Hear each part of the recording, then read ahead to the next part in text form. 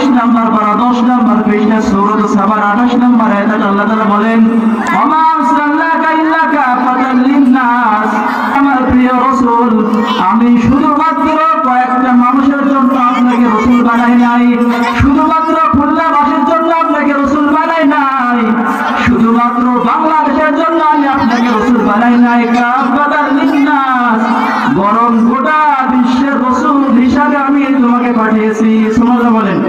আর তিনি হলেন এমন রাসূল, তিনি রাহমাতুল লিল আলামিন। তিনার আদর্শ শুধুমাত্র মুসলমানের নয়, যেই ব্যক্তি বিশ্ব নবীর আদর্শ গ্রহণ করবে তার ভেতরেও সফলতা আছে না নাই। ওমা আরসালনাকা ইল্লা রাহমাতাল লিল আলামিন, কুল ইন্নামা ইউহা ইলাইয়া আন্নামা ইলাহুকুম ইলাহুন ওয়াহিদ। 17 নম্বর পারা 10 নম্বর পৃষ্ঠা সূরা আম্বিয়া 107 নম্বর আয়াতে আল্লাহ তাআলা বলেন, হে আমার রাসূল, হে আমার প্রিয় রাসূল, আমি আপনাকে বিশ্ববাসীর জন্য রহমত হিসেবে প্রেরণ করেছি।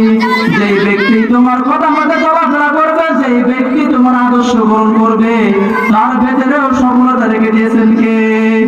লাকাদ কানা লাকুম ফি রাসূলিল্লাহি উসওয়াতুন হাসানাহ লিমান কানা ইয়ারজুল্লাহা ওয়াল ইয়াওমাল আখির ওয়া যাকারাল্লাহা কাসীরা। 21 নম্বর পারা 19 নম্বর পৃষ্ঠা সূরা আহজাবের 21 নম্বর আয়াতে আল্লাহ রাব্বুল আলামিন বলেন, লাকাদ কানা লাকুম ফি রাসূলিল্লাহ, দুনিয়ার মানুষ তোমাদের জন্য আদর্শ রয়েছে হলো বিশ্ব নবীর ভেতরে।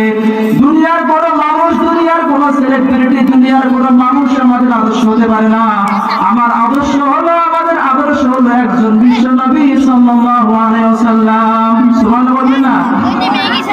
সেই রাসূল এমন রাসূল, সেই রাসূল এমন রাসূল, সেই রাসূলকে ভালোবাসলে কাকে ভালোবাসা হয়?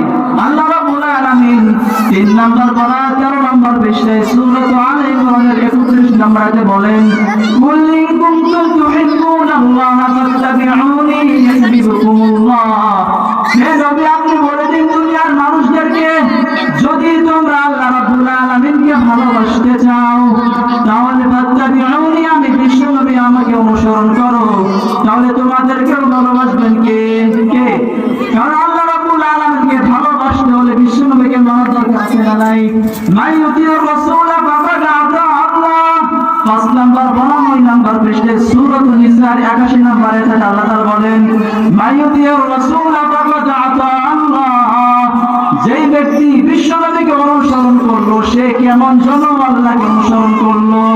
সুবহানাল্লাহ বলবেন না?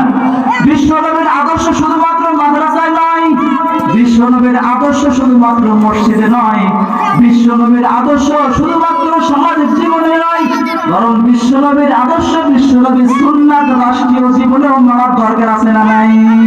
শুধুমাত্র এগুলো সুন্নাত না, সব জায়গায় সুন্নাত আছে না নাই?